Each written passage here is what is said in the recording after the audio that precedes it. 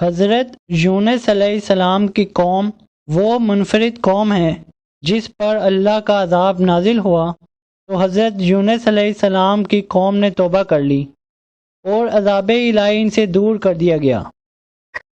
مفسرین بیان کرتے ہیں کہ اللہ تعالیٰ نے حضرت یونس علیہ السلام کو نینوا والوں کی طرف مبعوث فرمایا تھا۔ آپ نے انہیں اللہ تعالیٰ کی طرف بلایا اور ایک اللہ کی عبادت کرنے کی دعوت دی۔ انہوں نے حضرت یونس علیہ السلام کی تکذیب کی اور کفر و عناد پر اڑے رہے۔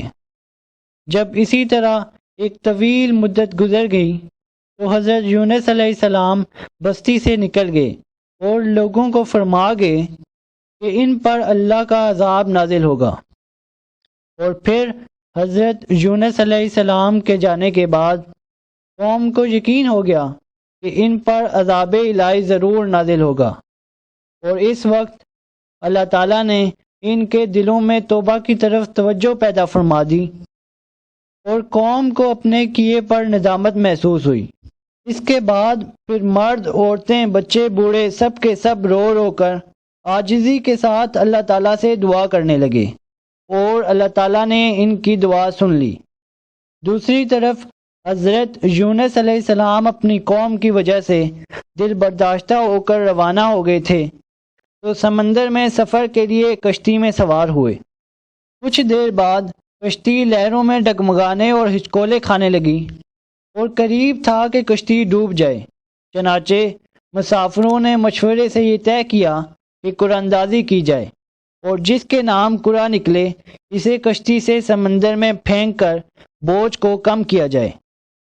اور پھر قرآن اندازی ہوئی۔ حضرت یونس علیہ السلام کا نام نکلا۔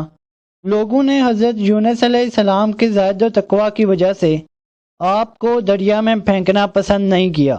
انہوں نے دوبارہ کوڑا ڈالا اور پھر آپ کا ہی نام نکلا۔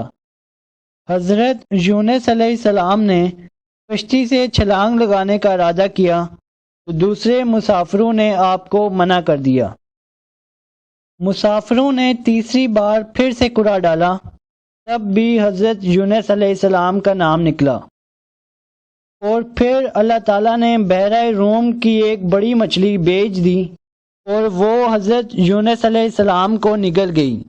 مچھلی آپ کو لے کر گہرے سمندروں میں گھومنے لگی۔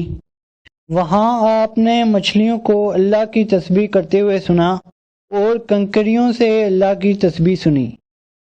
اور پھر حضرت یونس علیہ السلام نے اپنے رب سے دعا کی، اللہ تعالیٰ نے دعا قبول فرمائی اور حضرت یونس علیہ السلام کو مچھلی کے پیٹ میں ان الفاظ کے ساتھ دعا کرنے کا خیال آیا، لا الہ الا انت سبحانک انی کنت من الظالمین۔ اے اللہ، تیرے سوا کوئی معبود نہیں، تو پاک ہے اور بے شک میں قصوروار ہوں۔